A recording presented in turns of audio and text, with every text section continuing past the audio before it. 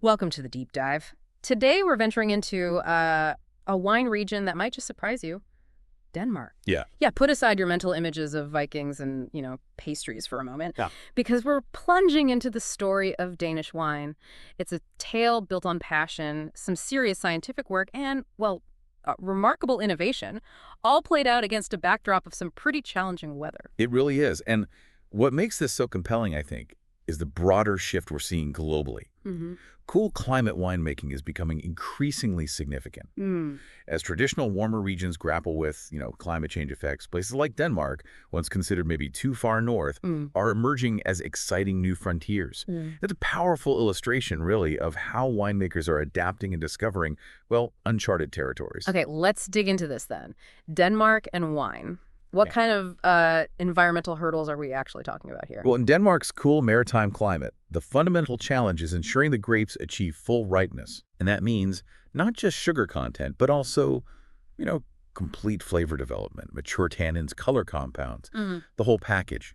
You're constantly working with less intense sunlight overall compared to, say, Southern Europe. Makes sense. But these very constraints can lead to some fascinating results. Think incredibly vibrant acidity in white and sparkling wines. Okay. And red wines with a beautifully pure, almost crystalline kind of fruit character, lighter bodied, often. So our mission on this deep dive, which we enthusiastically accept, is to explore this unexpected world of Danish wine. We'll delve into its history, the distinctive terroir, the grape varieties, particularly these intriguing PIWI types you mentioned, the methods they use in the vineyards, the wineries, the local market, and what the future might hold. Exactly. Think of this as your fast track to becoming surprisingly knowledgeable about Danish wine. Maybe impress some friends. Precisely. We're not just looking at what wines that come out of Denmark, but really understanding why this whole development is so noteworthy in the bigger picture of global wine production. Okay, let's go back to the beginning then. Wine in Denmark, is this a completely new thing to just pop up? Not entirely from scratch, no. There's some scattered historical evidence, grape growing, maybe dating back to the Middle Ages, likely by monks. Ah, the monks again? Yes, but large-scale commercial winemaking. That's a very recent affair. It really only gained momentum in the last, say, 3 or 4 decades. Right. So this modern chapter of Danish wine, how did that get started? Who were the driving forces? It was really fueled by the dedication of pioneers in the late 20th century, the 1970s and 80s.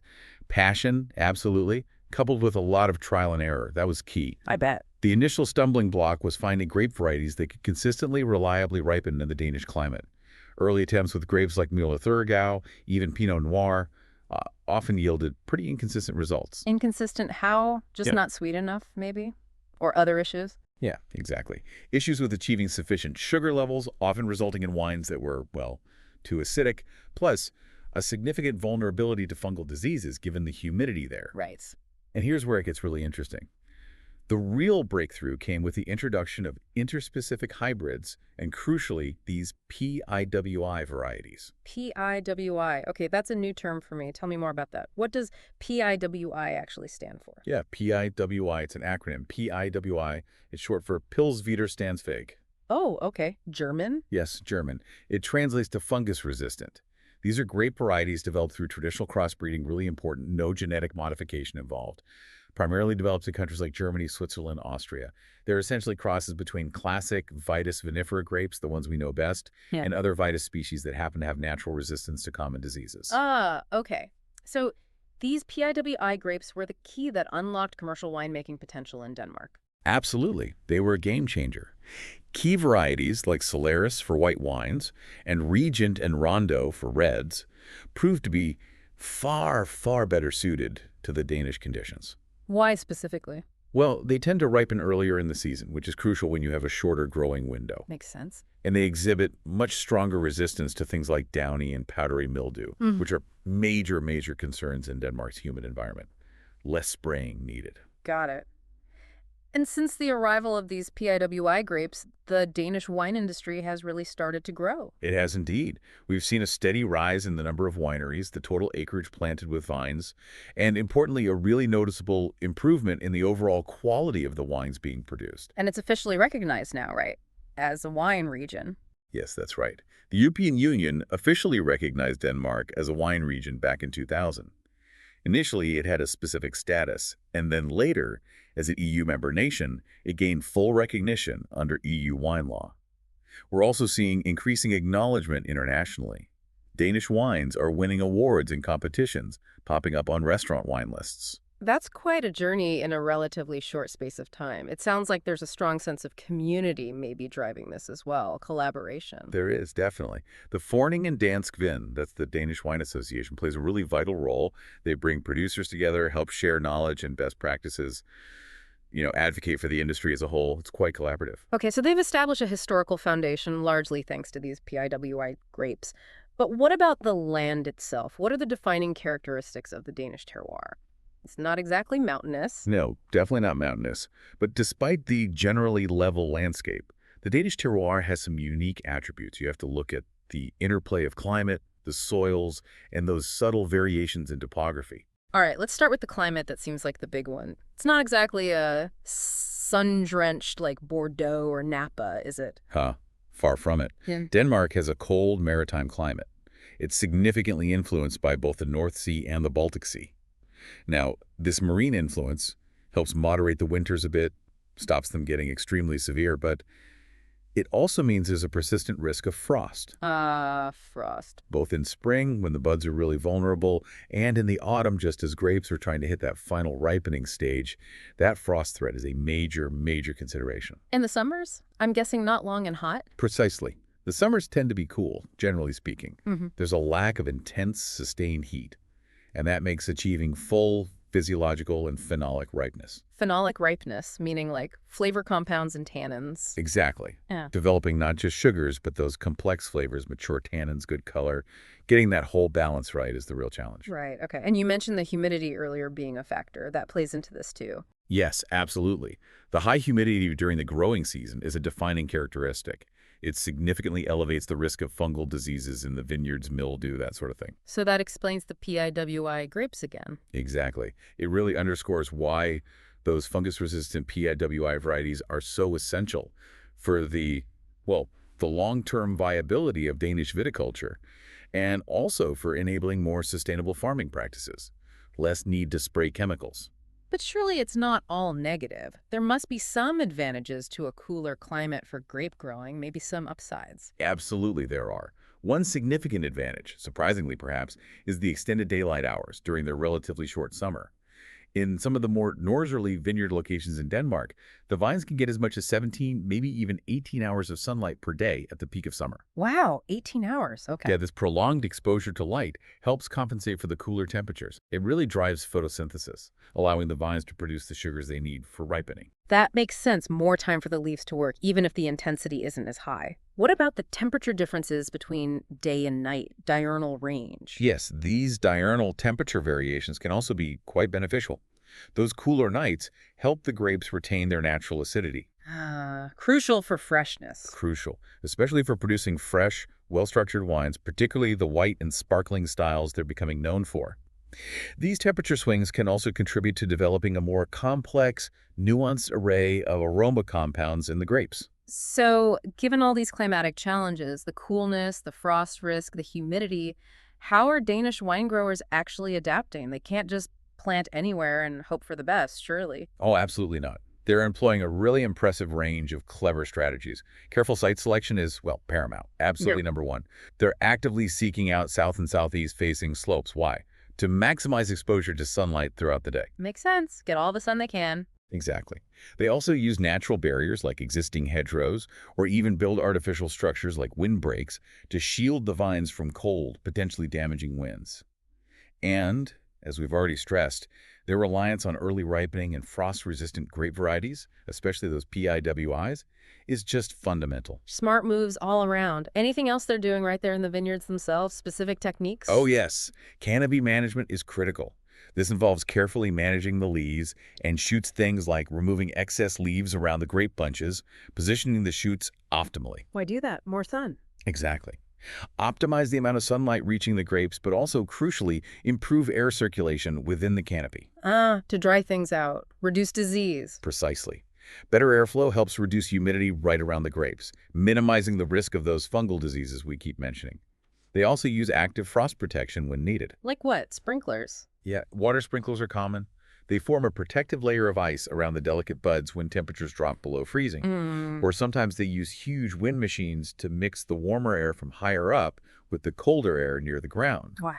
And in the really cold spots, some growers even do the incredibly labor-intensive task of burying the vines under soil during winter, just to insulate them. Burying the vines. Oh, That's yeah. serious dedication. Okay, so climate is a huge piece of the puzzle. What about the soils? What are Danish soils like? The soils across Denmark are actually quite diverse.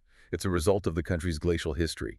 You can find sandy soils, they generally offer good drainage, clay soils, which tend to hold more moisture, and stony soils derived from glacial moraines, those piles of rocks and sediment left by glaciers. Okay. And in some areas, there's potential for subsoils of clay or even limestone underneath. And what kind of soils work best for grapes in that kind of damper climate?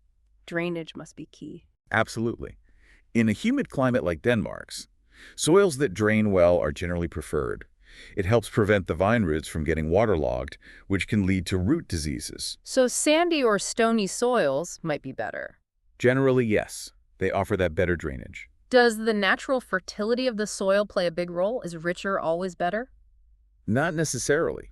Interestingly, soils that are less naturally fertile can sometimes be advantageous for grape quality. How so? They tend to limit the overall vigor of the vine, sort of naturally restricting its growth. This encourages the vine to focus its energy on producing smaller berries, which usually have a higher concentration of flavors, tannins, and other important compounds. So in some cases, poorer soil can actually lead to better grapes. A bit counterintuitive. It's a common principle in quality viticulture worldwide, yeah? And while our understanding of exactly how different Danish soils influence the wines is still developing, the industry is young, remember there are early signs.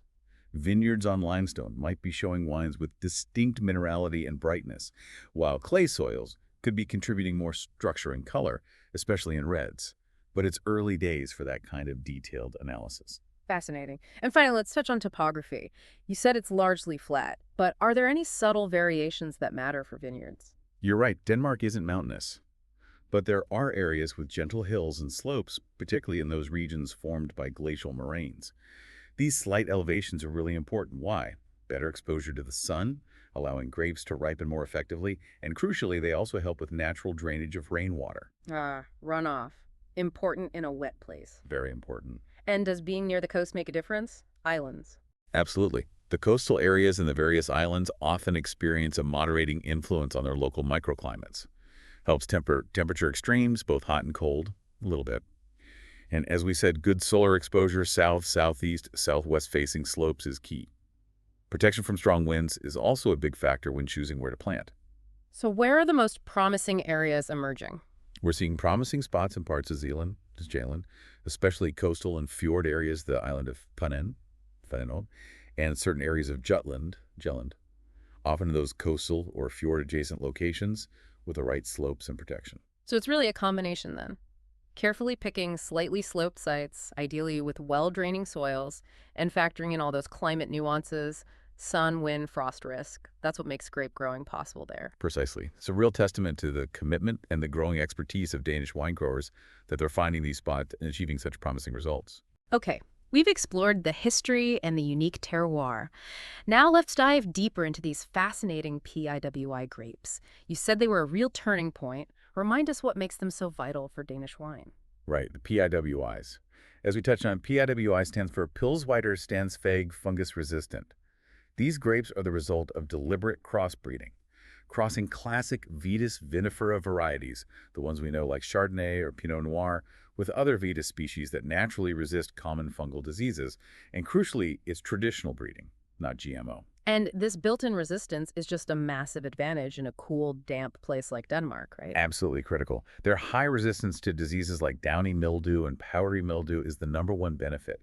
It dramatically cuts down the need for synthetic fungicides in the vineyard. That lowers production costs, sure, but more importantly, it contributes to much more sustainable viticulture. It really opens the door for organic and even biodynamic farming. And other benefits. Yes, many PIWIs are also just well-suited to cooler climates generally. They often have shorter ripening cycles, really important, and better tolerance to frost compared to some vinifera. So which specific PIWI grapes are really making a name for themselves in Denmark? Which ones should we look out for? Several key players have definitely emerged. Let's start with the whites. Solaris is probably the biggest success story so far, widely planted. It's an exceptionally early ripening variety, huge advantage in a short season. It can build up high sugar levels even in cool summers, and it has excellent resistance to the main fungal diseases. Solaris sounds like a real workhorse then. What kind of wines does it make? What should you expect? It's pretty versatile in the winery. It's used for dry white wines that typically have that lovely vibrant acidity we talked about, and a light to medium body. The aroma profile can be quite intense, quite expressive. Common notes include tropical fruits, think passion fruit, pineapple, maybe some stone fruits like peach and apricot, bright citrus like lemon or grapefruit, sometimes even floral or herbaceous hints. And significantly, it's proving to be an excellent base grade for making high-quality sparkling wine. That acidity is perfect for bubbles. So think fresh, aromatic whites, elegant sparkling wines. Yeah. Got it. What about the red PIWI varieties? Which ones are important there? Regent is one of the most widely planted red PIWI grapes. It also ripens relatively early, though maybe a touch later than Solaris usually. It produces red wines with a good, deep color, attractive ruby hues. And importantly, the tannins in Regent tend to be quite soft and approachable, making the wines pretty easy to enjoy even when young. And what are the typical aromas and flavors in a Danish Regent? The profile is usually dominated by dark red fruits. Think cherry, blackberry, maybe some cassis. Some wines might also show subtle herbaceous notes, maybe spicy or even slightly earthy undertones, depending on the site and vintage. It's generally used for light to medium-bodied reds with good freshness, clean fruit character. It also makes really vibrant, fruity rosé wines. Sounds like a good all-rounder for both red and rosé styles. Are there any other significant PIWI varieties we should know about in Denmark? Yeah, a few others are gaining ground. Your Hanader is a white PIWI that's becoming more popular, tends to make wines with good structure and that really refreshing acidity again. Often considered quite elegant, maybe with some potential to age a bit. Aromas. Aromatically, it can show nuances reminiscent of Riesling or Pinot Blanc sometimes. Notes of fresh white fruits, green apple, peach, pear, maybe a subtle mineral edge. It's primarily used for dry, elegant styles of white wine. Okay, so Solaris, maybe more overtly fruity, Johanniter a bit more structured, maybe mineral. That's a reasonable generalization, yeah. And for other reds, Rondo is another early ripening red PIWI. It's valued for its intense color and good disease resistance. The tannins in Rondo can sometimes be a little more rustic, a bit grippier, so it's often used in blends with Regent to add color and structure. Or it's used on its own for simpler, fruit-forward reds meant for drinking young. We're also seeing smaller plantings of others like Cabernet Cortis for more structured reds, Muscaris, which is very aromatic, muscat-like, Sauvignon Gris, a white grape with good structure, white fruit and spice notes, even Frühburgunder, which is actually an early ripening Pinot Noir mutation, so technically Vitis vinifera, but it works in some spots for delicate reds. Wow, it sounds like the PIWI landscape in Denmark is actually quite diverse and still evolving. Right. What's the overall potential you see for wines made from these grapes? The potential is considerable, I think. Solaris is clearly showing it can make really good fresh, aromatic dry whites and top-notch sparkling. Regent and Rondo provide the backbone for light, fruity reds with soft tannins and those lovely bright rosés. And as the producers get more experience, refine their techniques with these specific grapes in their specific conditions. The overall quality is definitely on an upward trajectory. But are there challenges? Maybe just getting consumers familiar with these grape names. Solaris, Regent, they aren't exactly household names like Chardonnay. Absolutely, that's a definite hurdle. Consumer recognition and acceptance of unfamiliar PIWI names. Wine drinkers are creatures of habit sometimes. That's true. There's also ongoing work to, further explore and refine the winemaking potential for some PIWIs, and a continuing need for research to find the very best clones and winemaking practices specifically for Danish conditions. But the overall outlook, very positive. Yeah. PIWI grapes are almost certainly going to remain the cornerstone of Danish viticulture. They represent sustainability and resilience. So PIWI is the present and likely future powerhouse in Danish vineyards. But we did briefly mention some classic Vitis vinifera earlier, Pinot Noir, Chardonnay. Are any producers still actively trying to make those work? Yes, definitely. While PIWIs form the bedrock, because of the climate fit and disease resistance, some really dedicated Danish producers are still experimenting with the more traditional Vitis vinifera grapes. Let's circle back to Pinot Noir then. It works in other cool places like Burgundy or Oregon. How does it fare in Denmark? Is it viable? It presents a significant challenge, honestly. Pinot Noir is quite susceptible to fungal diseases, which is strike one in humid Denmark. Right. And getting that full phenolic ripeness, the complex flavors, the mature tannins in their often cool summers, that's a considerable risk. Growers need to be extremely selective with vineyard sites. Max sun, good wind protection. What kind of style are they aiming for? The goal is usually a lighter style of Pinot Noir. Mm-hmm. Think fresh red fruit aromas, delicate tannins, maybe some earthy notes in the warmer years. Yeah. But consistency, that's the issue. It can be really difficult year to year, especially in cooler vintages. So growing Pinot Noir in Denmark sounds like a bit of a high wire act. What about white vinifera? Chardonnay, maybe? Chardonnay has shown some adaptability, more so perhaps than Pinot Noir in some ways, but it still faces challenges in a consistently cool climate. It definitely has potential for making high acidity-based wines for sparkling wine production. That's a strong possibility. For still, dry white wines, you might get something quite distinct, more mineral, maybe a bit austere, compared to warmer climate Chardonnays, not your big oaky style. And what about the classic cool climate white Riesling? Any chance for that? Riesling faces substantial hurdles in Denmark. It's a late ripening grape, fundamentally. That makes it really vulnerable to those early autumn frosts. Just doesn't have enough time usually. Pretty much. You'll find very limited plantings, really only in exceptionally vistered microclimates that somehow get a longer growing season than average. It's tough. Sounds like it. Any other vinifera grapes worth mentioning that people are trying out? There are some small-scale experiments, yeah. Things like Cabernet Franc, maybe a bit of Merlot, some aromatic white varieties. But these are generally very small plantings. Their success is even more dependent on hyperlocal conditions and the specific vintage. Very niche. It really just highlights the fundamental difficulties, doesn't it? Trying to grow traditional Vitis vinifera in a climate like Denmark's. It does. The risk of incomplete ripening, the higher susceptibility to fungal diseases, meaning potentially more spraying, less sustainability, and that ever-present frost risk. Yeah. So the future, likely still centered on PIWI varieties.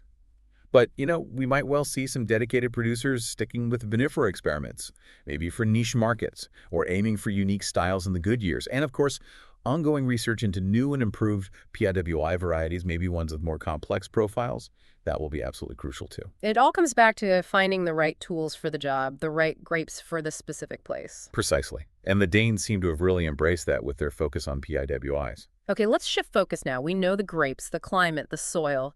How are they actually cultivating these grapes and turning them into wine?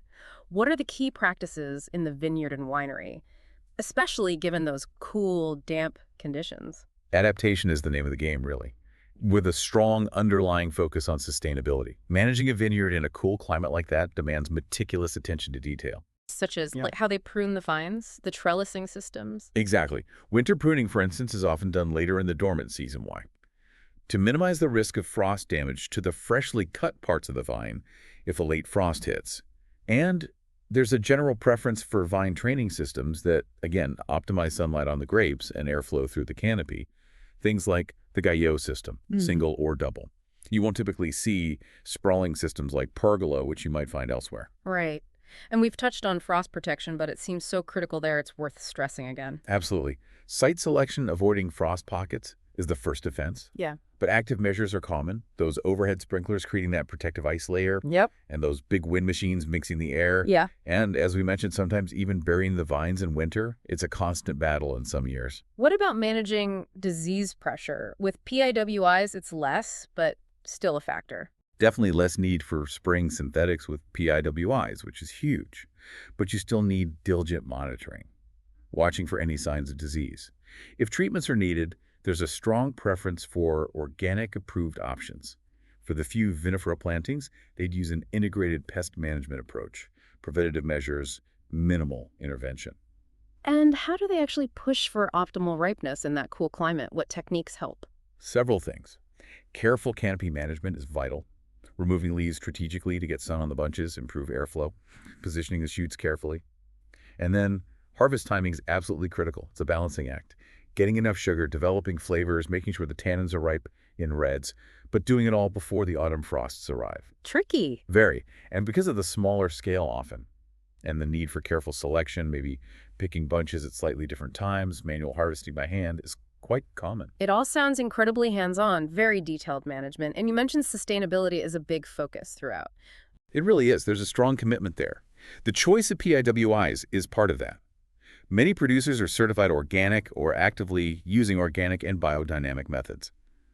There's also a lot of attention on soil health, promoting biodiversity in and around the vineyards, managing water responsibly. It's quite holistic. So really thoughtful, specifically adapted vineyard practices are absolutely essential to make quality wine happen in Denmark. Absolutely. They've had to learn, adapt, innovate constantly. And that commitment to doing it sustainably is really commendable. Okay, grapes grown, carefully harvested.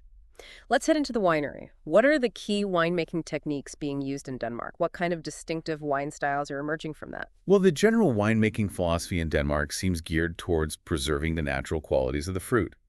That vibrant acidity, the purity of flavor, the overall freshness you get from the cool climate, and the PIWI grapes. So not trying to force them into being something they're not. Less heavy-handed intervention. That seems to be the prevailing approach, yes. For fermentation, temperature-controlled stainless steel tanks are very common. Keeps things clean, preserves aromatics.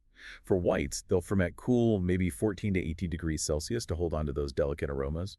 Reds might go a bit warmer, 20 to 25 C to help extract color, but still focusing on fruit, not over-extraction. What about oak? Are they using barrels much? Some winemakers might use neutral oak, or maybe second or third use barrels, particularly for whites, just to add a bit of texture, a touch of complexity. But you generally don't see much influence from new oak. They want the fruit to shine. For reds, carefully managing the maceration, the time the juice spends with the skins is important. Typically 5 to 15 days. Enough to get color and soft tannins, but avoiding any harsh green flavors. What about other techniques, like cold soaking reds before fermentation, or malolactic conversion? Cold soaking, yeah, that's sometimes used for reds. Holding the crushed grapes cold before fermentation starts can help extract color and aroma without getting too much tannin early on. Post-fermentation maceration, leaving the wine on the skins after fermenting, might also be used sometimes to help soften tannins further in reds. Malolactic fermentation, that's secondary fermentation that converts sharp malic acid to softer lactic acid that's often deliberately avoided in Danish white wines. They want to keep that high, bright acidity. Ah, okay. Preserve the freshness. Exactly. Though it might be encouraged in some red wines to give them a rounder, smoother mouthfeel. Depending on the wine and the style goal. So the emphasis really seems to be on gently guiding the grapes, letting their inherent qualities come through rather than masking them. What wine styles are really defining Denmark now? We're seeing some really distinctive, appealing styles. Those fresh and aromatic white wines, mainly from Solaris, Johanniter, Muscaris, are a real highlight. Yeah. Typically pale in color, that signature vibrant acidity, light to medium body. The aromas are often intense. Solaris with tropical, stone fruit, citrus notes. Johanniter maybe more white fruit, mineral. Muscaris with that grapey muscat character. Mostly dry styles.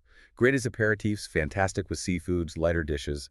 Very food-friendly. Sounds delicious, actually. Very refreshing. What about the reds? What's typical there? The reds are usually light and fruit-driven, primarily from Regent and Rondo. Think light to medium ruby color, soft tannins, fresh red fruit aromas, cherry, raspberry, maybe strawberry. Sometimes subtle herbal or spicy notes too. Light body, refreshing acidity again. Some are even great served slightly chilled. They pair well with things like poultry, pork, charcuterie, not big, heavy reds. And I imagine they're making rosé, too. Seems like a natural fit. Absolutely. Vibrant, fruity rosés are definitely part of the picture. Made from Regent and Rondo usually, with just a short time on the skins for color. Refreshing acidity again, intense red fruit aromas. Perfect for summer sipping, light salads, fresh cheeses. Now, sparkling wine. You've mentioned that high acidity several times. That must be ideal for bubbles. You are spot on. That high natural acidity plus the potential for lower alcohol levels in the base wines, especially from Solaris, makes them exceptionally well suited for sparkling wine. And they're mostly using the traditional method, the same one used in champagne, with a second fermentation in the bottle. What's the style goal? Aiming for fresh, elegant styles. Delicate citrus, green apple aromas, often developing those nice piscety, yeasty notes from aging on the lees. They're excellent as aperitifs and can handle quite sophisticated seafood pairings. Quality is really rising here. And any dessert wines being made? Or is it usually too difficult to get the sweetness? Dessert wines are much rarer. They really depend on having very specific, favorable conditions in certain years. Opportunities for late harvest, maybe, or even ice wine if it gets cold enough at the right time. The key is achieving that balance between intense sweetness and that balancing vibrant acidity. When they can make them, they have aromas of ripe fruit, honey, candied citrus. But yeah, much less common. It really sounds like the winemakers there are skillfully adapting everything vineyard work, winery techniques to best showcase what their climate and their chosen grapes give them naturally. You really are. The winemaker's role is crucial. Understanding PIWI characteristics, tailoring techniques, highlighting the strengths, freshness, fruit, acidity, while managing challenges like ripeness or potential green tannins. There's a lot of experimentation, a real focus on detail needed to craft these distinctive Danish wines. So the wines are being made, they're developing character. What's the market like? Are Danish consumers actually buying and drinking Danish wine? The market is definitely showing positive growth, yeah. Yeah. There's a steadily increasing interest in local products generally in Denmark. And Danish consumers overall tend to be quite discerning. High per capita wine consumption. They value things like authenticity, craftsmanship, sustainability, the story behind the bottle. Is there a specific group driving the demand for the local stuff? Yes, there seems to be a growing niche of quite knowledgeable consumers who are actively seeking out and supporting Danish wine. It seems driven by a mix of local pride, definitely, but also that growing awareness of environmental sustainability. And importantly, they seem quite open to trying these less familiar PIWI wines. They're curious. How do you actually buy these wines? Are they easy to find in regular supermarkets? Generally, the distribution is more specialized. Direct sales from the wineries are really important. Many are becoming popular spots for tourism, enoturism. You'll also find them in specialized wine shops, maybe through smaller independent importers. High-end restaurants, especially in Copenhagen, are increasingly featuring them. Online sales are growing too. But yeah, generally left presence in the big supermarket chains. That's often the case for smaller artisanal producers everywhere. So, more direct-to-consumer, specialized retail. What are the main opportunities and challenges for these producers in the market right now? Well, the rising consumer enthusiasm for local, sustainable, authentic products, it's a huge opportunity. The improving quality, especially in sparkling and Solaris whites, is opening doors too. There's even potential for export, focusing on that cool climate, PIWI, sustainable angle, which is attractive in some markets. Yeah. Challenges include the small scale of production overall, which often means prices can be a bit higher compared to wines from huge regions. There's still an ongoing need for consumer education about PIWI grapes and the unique styles of Danish wine. They face strong competition from established wine countries, obviously. And building that cohesive, recognizable regional identity globally, that's still a work in progress, though it's definitely improving. You mentioned eno-tourism. Is that becoming a significant part of the scene, visiting the wineries? It has considerable potential, and it's definitely a growing factor. The wineries are often in really beautiful rural or coastal settings. They offer appealing, memorable experiences, combining wine tasting with local food, enjoying the scenery. It's a strong draw. Plus, the trend towards sustainable, slow travel aligns really well with what Danish and enoturism can offer. So wineries are investing more in visitor centers, tours, tastings, events.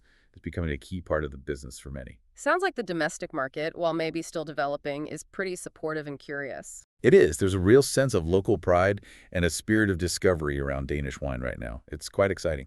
Looking ahead then, wrapping things up, what are the biggest challenges and maybe the biggest opportunities facing the Danish wine industry in the coming years? Well, climate change is a complex one.